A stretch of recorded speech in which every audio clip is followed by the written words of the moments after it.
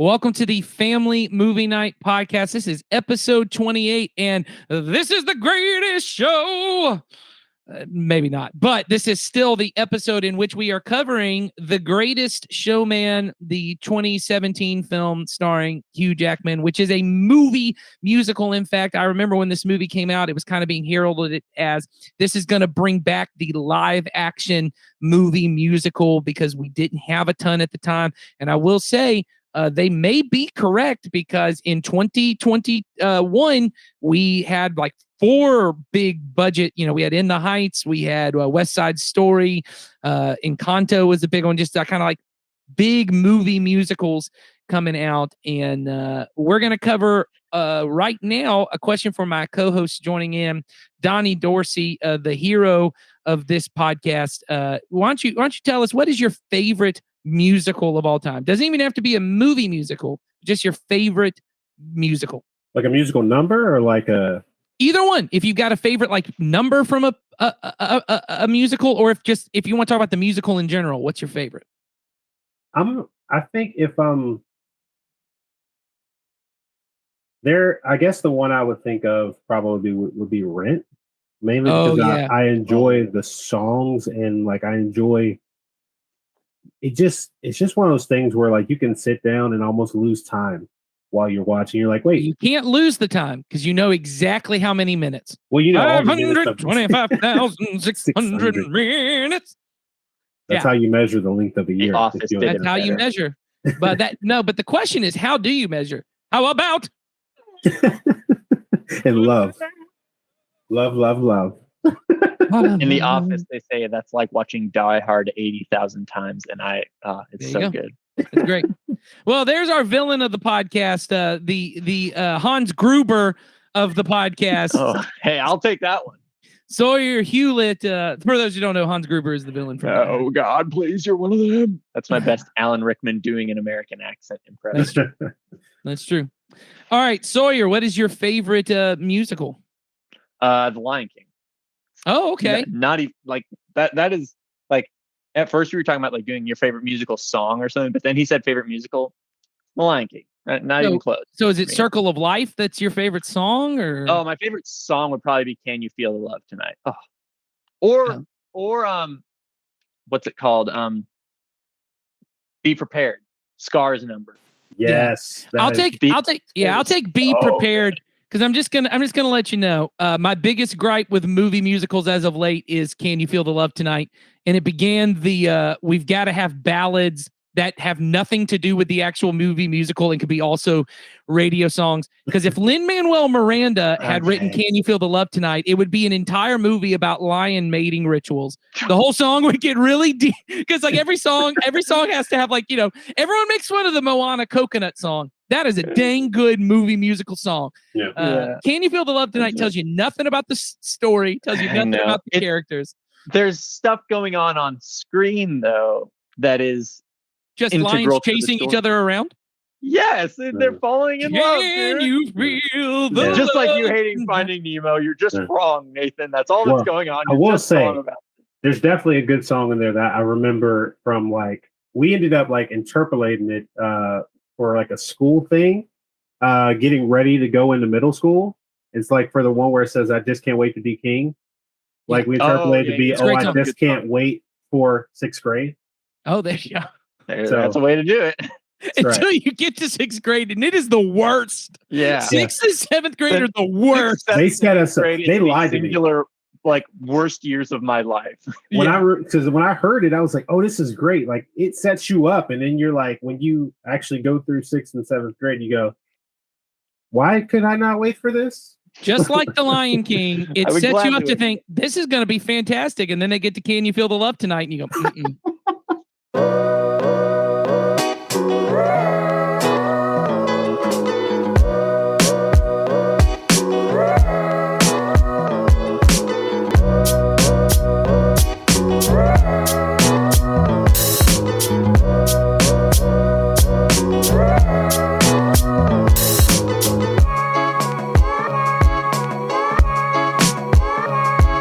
Welcome to the Family Movie Night Podcast, where we want to help your family have better conversations around the content you consume.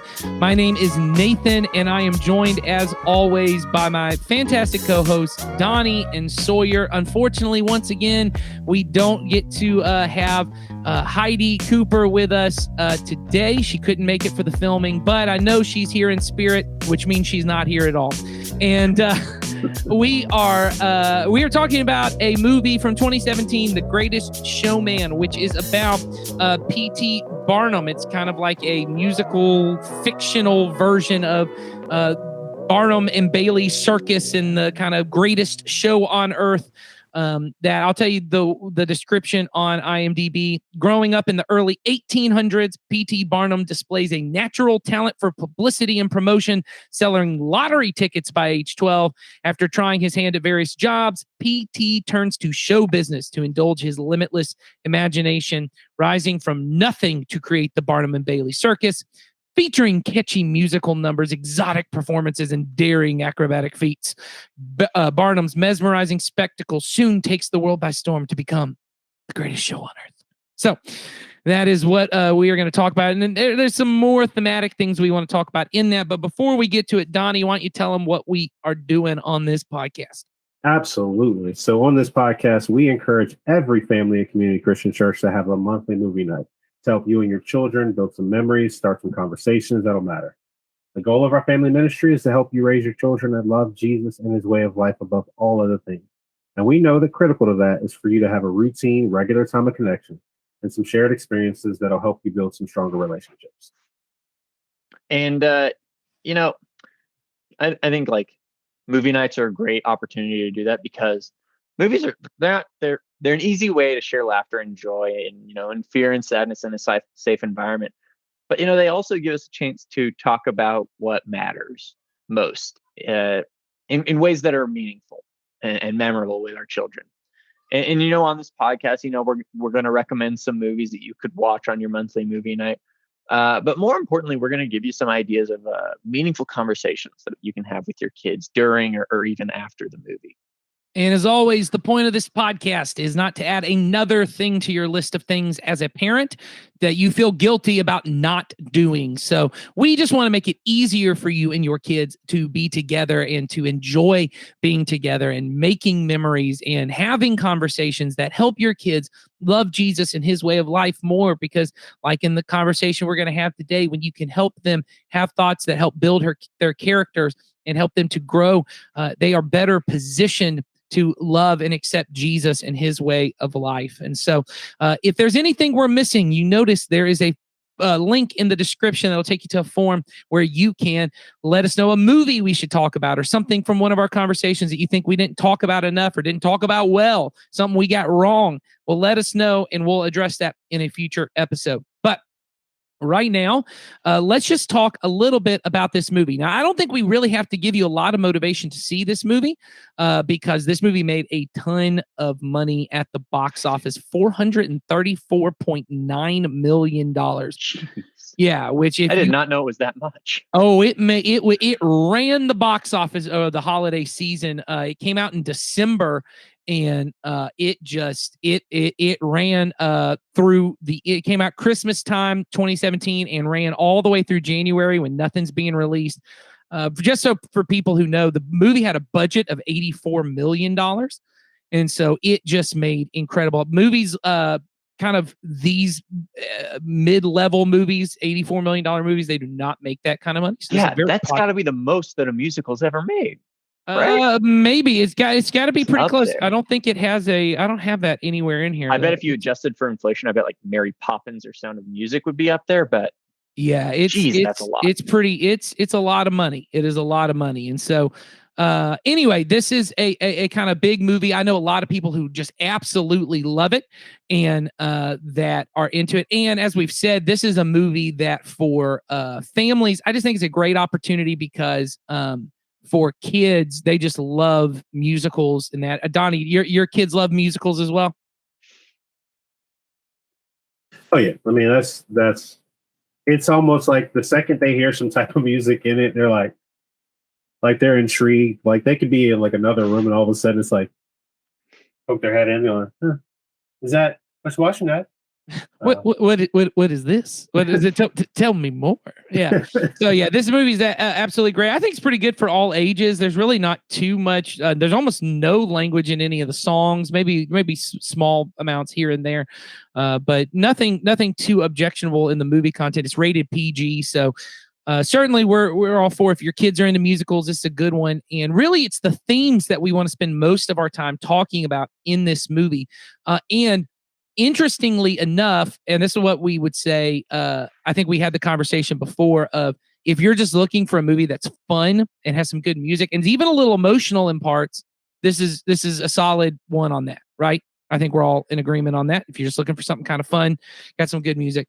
But thematically, this movie is very interesting. And what I mean is, this movie brings up some themes that it wants to address, and it seems unsure of how it wants to talk about it. And now your kids are not going to operate on a thematic level. They're probably only going to care about what happens. But you as a parent can kind of bring up almost what I would say is the hypocrisy of this movie in its themes and what it wants to talk about. And you can kind of talk about that in a Jesus-centered way. So here's what I want to talk about. The movie that we think the theme, the way you can use this movie to talk to your kids is this movie, because it is about the Barnum and Bailey circus. For lack of a better term, the movie focuses on the kind of what are, like I said, lack of a better term, freak show elements of the circus itself, right? So you've got there's a bearded lady, there's like a really tall, tallest man on earth, shortest man on earth. There's conjoined twins, all different kinds of, what they are referred to as kind of sideshows at one point.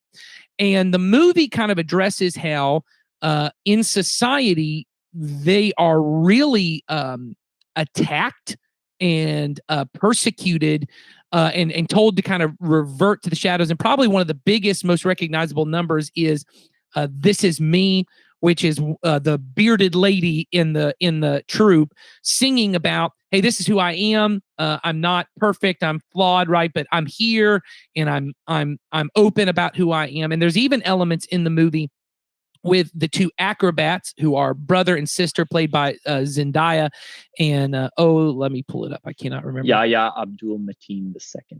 Yes, fantastic actor. They are both African American actors, and so this is at a time in the 1800s, and so all of that is in the mix as well. So there's some racial themes into that, but the movie really addresses, and this is the kind of the themes that we think are probably the most emotional from the movie is. How do we love and care for people who are on the margins of society? People who might be outcasts, people who may not fit into kind of the social norms, right? People who are powerless, people who are rejected by society. How does Jesus call us as believers to move towards them? God loves people who are loves all people, but certainly has a heart for those who are powerless and on the margins of society. So, Donnie, let's start by just talking about, how does this movie talk well about that idea? And certainly, how can we as parents use this to talk to our kids about caring for people who are different than us and sticking up for people who are different than us? I think it does a pretty good job as far as for some of those elements, as far as sticking up for others. I think you watch it with how the performers look out for one another. That's good. There's a lot of opportunities for them to stand up for one another whenever things happen. Like, even with it's like some of the things turn into like physical altercations, and they stand up for one another. And if people speak down to one of them, they generally are very much they rally behind one another and pull everything together, which I think is amazing, because I think it gives a very good reflection of, no matter how different we all are, we all share the same, the common element that we know, we're human, and I think sometimes we get lost on the differences, and but I think that's something that they do really well, is they show that, hey, look, we may all maybe look different or appear different or have different like abilities, but that doesn't make either of us less or more than the other. We're on equal playing field. I thought was good. Yeah, and I think to go that to be able to have conversations with our kids, and I know we've brought this up on the podcast, but I just think it's always good to bring up of just saying to our kids, why do you think people are treating those people badly? Like why are people afraid of them? Why are people laughing at them? And then for them to say, well, it's because they're different, or they, that's not really what for the bearded lady, that's not what women should look like. That's not what men should look like. And then be able to have conversations about, is there a should, is there a way people should look? Is there a way people should, be made? Is it okay for us to look at people who are different and to want to laugh about it or to make them feel bad? Is it okay to push them to the outside? Like bringing those questions up, right? How should we treat people? If you looked different, if your body was different, how would you want to be treated? Using treat others as you would want to be treated. Those kind of conversations. I think this movie certainly brings a lot of that up and is very helpful in that. Sawyer, would you agree on that front of that the movie certainly lends itself for those conversations to happen? Yeah. Yeah. I think this is definitely a movie that, I struggled to watch, honestly. I was definitely, because, and I think we've hit on this a little bit. The movie structurally never really commits to a theme. The first act is very much about how P.T. Barnum is kind of down on his luck and finding a way out. And then the second act, or the second half of the movie, is very much about kind of his corruption and how the people who are in the circus are kind of like there's a lot of camaraderie happen. All that stuff works well on its own. But for me, like when I was watching the movie, it was just like difficult for me to connect with either side because I just felt like I didn't have enough time to. And then it tried convincing me to not like Hugh Jackman's character anymore, even though you've just spent the first half of the movie getting me on his side. Yeah. It was difficult for me to watch. That being said, all that is true. Like that and like we've talked about it. The This Is Me song is really good, and like that scene is executed very effectively to get you on their side. And so this movie's difficult for me to like talk about because I don't want to sound like a downer of someone who hates it. But it's just and we've talked about this. It's a difficult movie thematically. Well, but I think I guess the question I'm having for you, Sawyer, is okay. Is what can we? It's not the movie, but does this movie lend itself towards that conversation about? Absolutely. Yeah. I think the movie, I think because once again, I don't think most kids are going to be like, thematically they place some threads in the first act that they did not pick up in part two. So I think kids will enjoy it. And the question that, like you talk about and let's get to that. Let's get to some of the threads. Yeah. So like, I think especially like the kids will be able to like have that conversation because it's what the movie kind of ends with is like, look at how all these people are together and they love each other in spite of each other's differences. They love each other's differences. That's going to be easy for the kids to talk about because it's going to be the freshest thing on their minds. And like coming out of the movie, that's what's always like freshest on my mind. That's why like This Is Me is really effective because it's near the end of the movie and it's really great is the thing.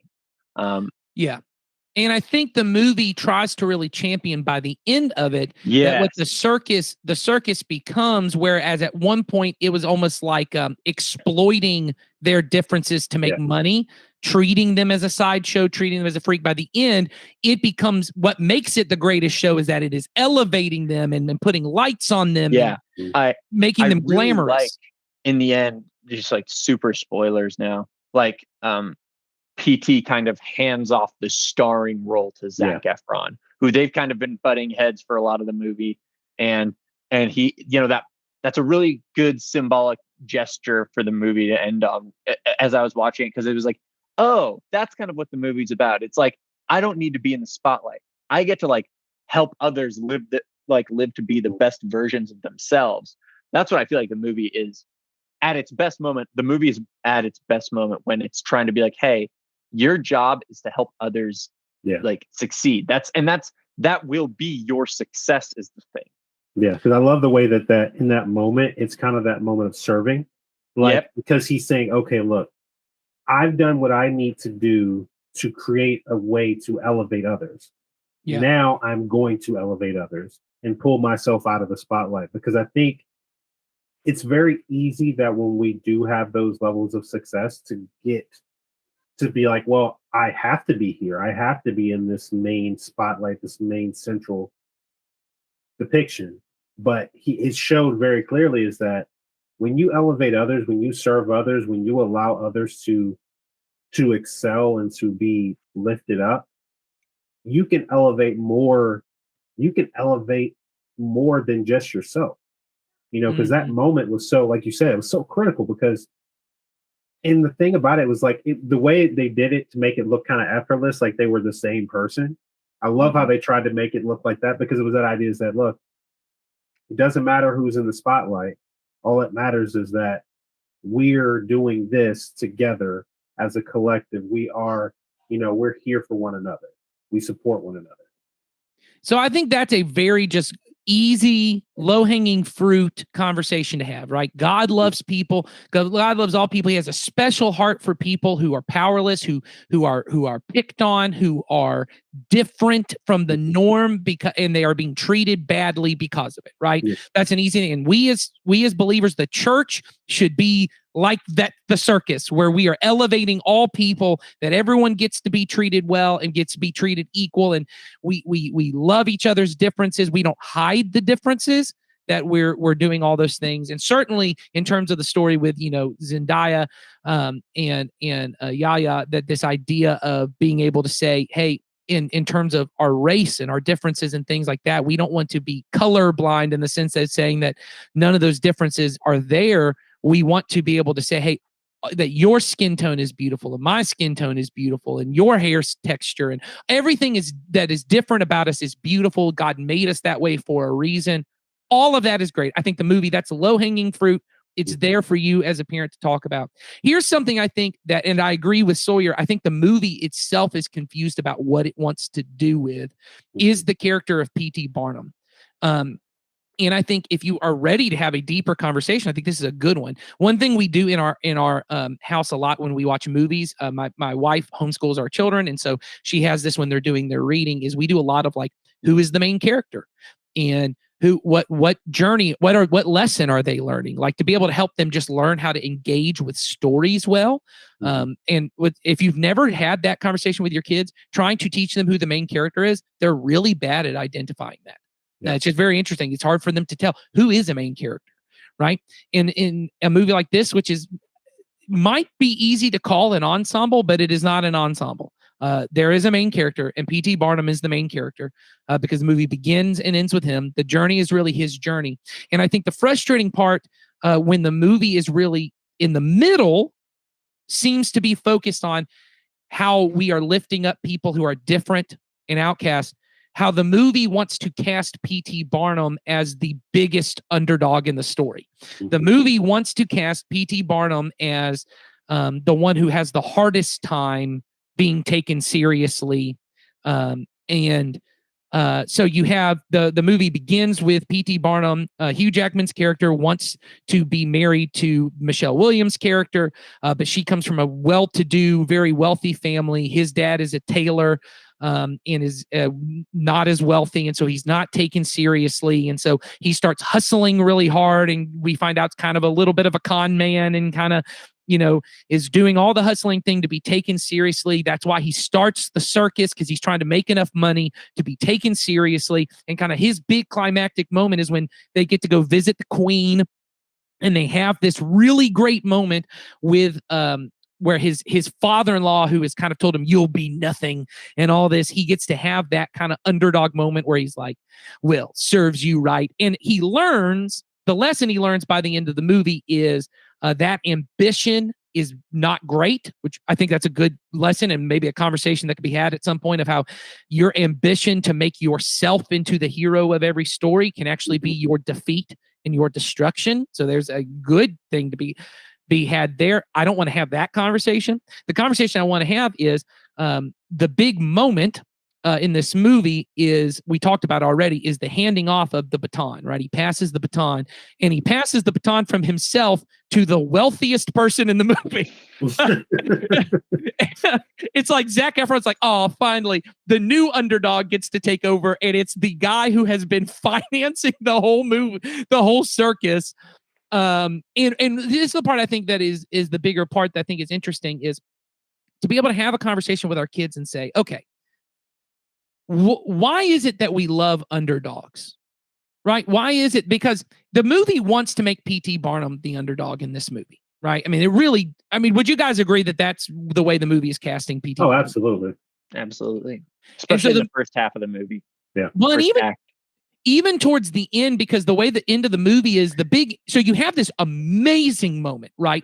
And I'll just say this, visually should have been the last shot of the movie, is Zendaya and Zac Efron kiss, and it's in front of like you see the whole, who previously were freaks, but now are like elevated and they're glorious. But then the movie ends with Hugh Jackman watching his children in this play, and then you're like, was the movie about him learning to be with his kids and not be a businessman? Which is, once again, a great movie, and I'd love to have that conversation. Yeah. Is for the movie to be about a guy who thought his legacy would be his ambition and building up the circus, and really his legacy are these girls, but the girls are not really characters in this movie, and so it's very confusing. But I think so the movie is really about him learning to accept himself. I think that's what the movie really wants to be about, is him accepting himself. Like, I'm good enough. I don't need the money. I don't need the success. I just need to be me. And the sad part, I think, and this is the confusing part about the movie, is I think when the movie is at its best, the song "This Is Me" is about the people in the circus, not P.T. Barnum. Yeah. But there's a way of almost reading it that "This Is Me" is also about him, that he's learning to accept himself and to not care what his father-in-law thinks. And and here's where it's frustrating, if you're not fully connecting where I think all of us are struggling with.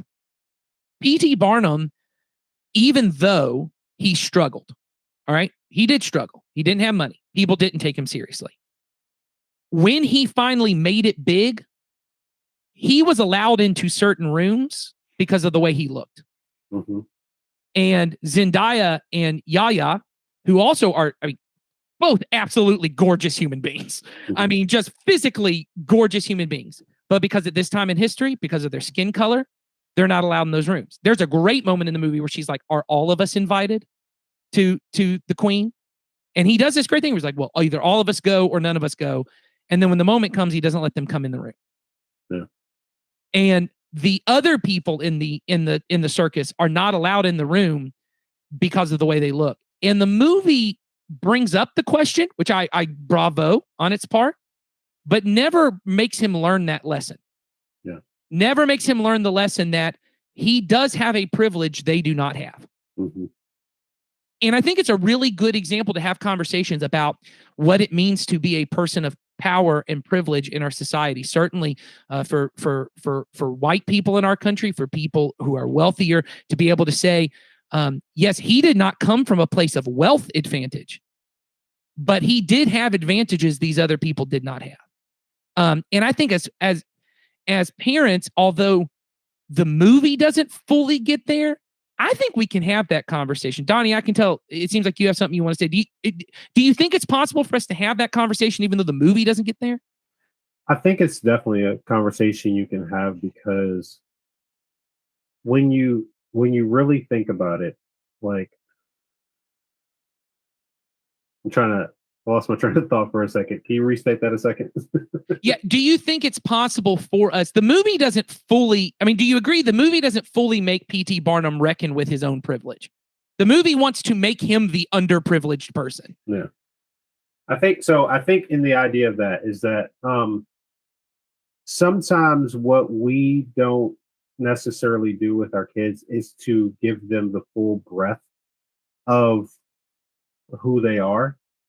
We give them the pieces of it that we feel are palatable to them. Like, hey, right now you're a kid, so you can't do X, Y, Z. Because of this, you can't do X, Y, Z. But we don't give them the full breadth of it, saying, hey, look, because you look like me, that means that you may get viewed differently. That means your opportunities may be fewer, not because you've done anything wrong, but because of how others may perceive you just based on a visual presentation. Right. And I think when we don't tell them the whole thing, it comes as a huge shock Yes. that, well, you said I can do anything. You said I could be this, that, and the other, but you didn't tell me that these obstacles would come up in my way. And I think that's the conversation you kind of have to see is that P.T. Barnum, yeah, very much did come from a difficult situation, but it's a different situation when you go, hey, you know, I wasn't able to become a famous musician because I couldn't play an instrument versus I could play an instrument. I could also sing well, but I wasn't what the industry was looking for. Yeah. Yeah. Well, and I think to that point, Donnie, you know, the conversation, I think once again as parents. So on the other side of the issue, as being I'm a white man. I don't know if that's shocking to anybody. I'm a white man who is What are you talking about? Wait a minute. I've deceived you. But the raising two of my daughters are biracial. They are African American and white. Their birth parents were, but skin tone, everything about the way they were physically be perceived, as Donnie has said already, they will be perceived as their skin tone being darker than me and darker than their youngest sister. And being able for them to understand there are advantages and disadvantages that come with both sides of that issue that are not on them. Yeah. That it says nothing other, because as you said, Donnie, if I don't have those conversations, maybe my children start to perceive, well, maybe the reason she's getting opportunities I'm not getting is because she's better than me, or she's smarter than me, or she's funnier, you know, or whatever, more talented than me, all those different things. And to be able to say, hey, that's not always what plays into it. And then on the flip side, and I'm talking about in this movie, to be able to have the conversation with our kids of, hey, who is the true underdog in this story? Who is the person we really should be rooting for? And what is the action we should be rooting for? And I do think there's a way to talk about the Zac Efron character as very heroic. Here is a man. Now, once again, this is the complicated part of this movie. The reason he gives up his wealth and his privilege originally is he thinks it'll be a better financial situation for him down the road. He's going to get more percentage into the profits. But there is a way towards the end of the movie when he chooses to use his money to rebuild the circus, to talk about, here's a man who did come from power and privilege and was willing to risk that and use that power and privilege to elevate other people. That's a way to really take the Christ-like, as we talked about. I think we talked about this in The Heights, or maybe we talked about it on Hidden Figures. But being able to say, when a believer finds themselves in a place of power and privilege, what's the response we take? It's to use that power and privilege, which for the sake of others, not for myself, not to get myself better opportunities, but to help other people who maybe wouldn't naturally get those opportunities. And there's a way for us to say that to our kids, and not in a way, and I know this is the part, and I can even feel it as we're trying to have this conversation, in kind of the delicate way both Donnie and I are trying to have the conversation. There's a way in which, if you are a person of power and privilege, that there's almost a guilt that gets associated with it, right?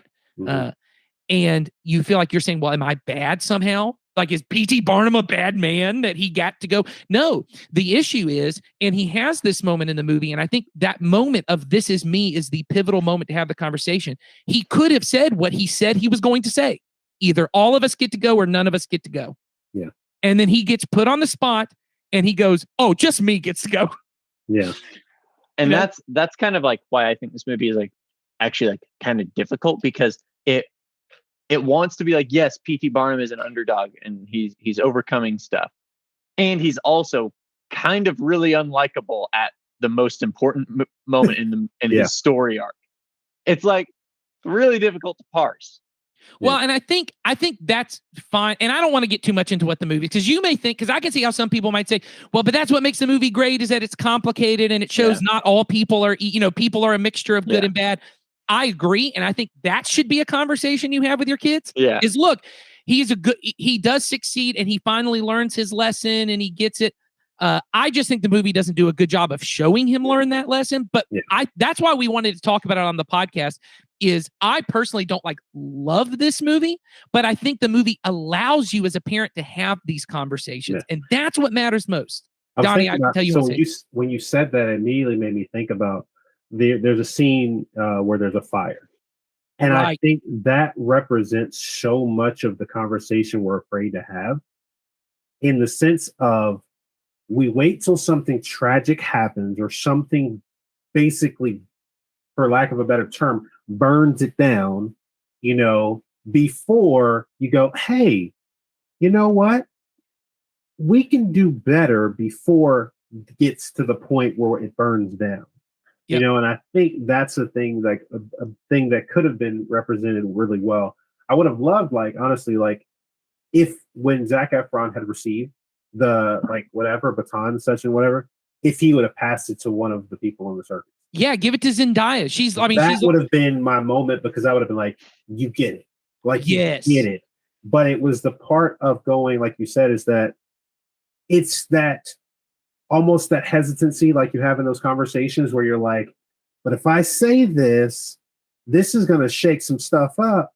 And it's like, the question becomes, okay, well, is your shakeup going to move in the way of bringing more to others?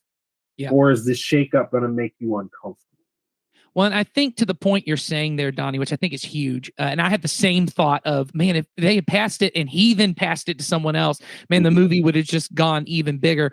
But I think it really wanted that moment to pay off an earlier moment where they're in the bar and singing the song, and it's clear, oh, he's going to give him some. So I get all of that, and you can see there's lots of different ways to parse this movie, but I think the biggest thing that this movie does well is that it gives us the opportunity to even have it brings up the questions, even if it doesn't answer it well. And I think as believers, the answer for us is always, what would Jesus do in this situation? Well, we already know what Jesus did when he had all the power and privilege of heaven.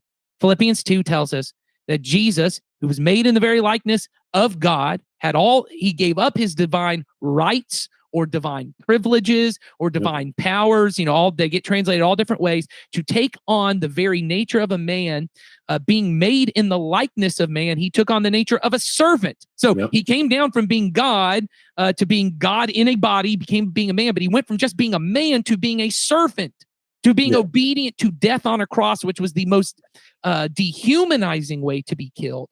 Jesus took all of his power and privilege, gave it up to elevate and to serve and love others. So when we find ourselves in positions of power, so I think to say to your kids, hey, when you're somewhere and you see someone being treated unfairly, or maybe you're at school and you think someone's being treated because they're different, maybe it's another kid is, maybe you think a teacher is, maybe you think somebody else is. I know it feels like you're sticking your neck out, but you do have an advantage other people don't have. And you can stick out and maybe be the one to make a difference, or maybe you befriend that kid, or maybe whatever. Those conversations I think are important. Donnie, do you want to say something? I was thinking, it prompted me in my brain that idea of going, Jesus passed the baton to us. Because the take on the ministry. Yeah. That's what he did. He said, all right, I've done this. I've given you the example.